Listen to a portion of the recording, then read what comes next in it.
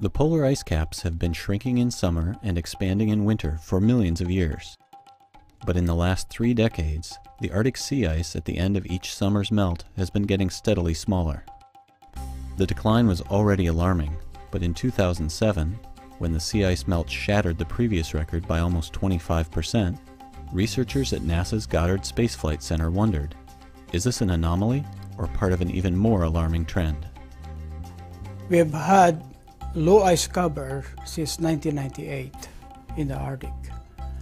And what that means is that you have more open water in the region. And with more open water, you're getting more solar energy into the system. So the Arctic Ocean has actually been warming up.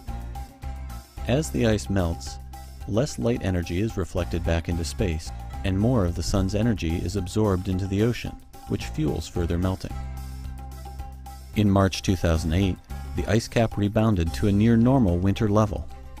But much of this ice was thin, single-year ice, and after a record rate of melting in the month of August, the ice shrank to its second smallest extent on record.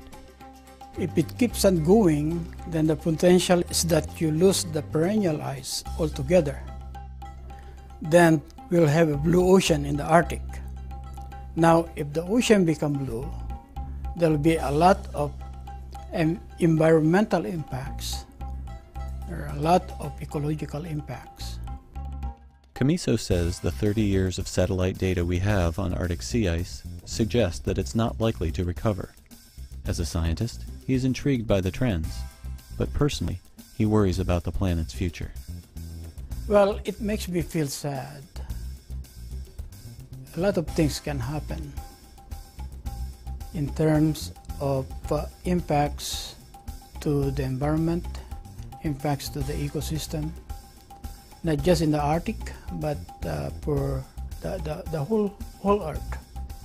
And the ocean is such a big part of the climate system.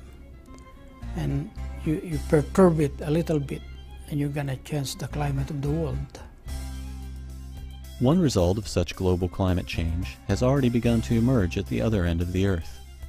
Summer sea ice minima in the southern hemisphere have not been declining, as warmer ocean water promotes evaporation, which creates more snow to feed the Antarctic ice fields.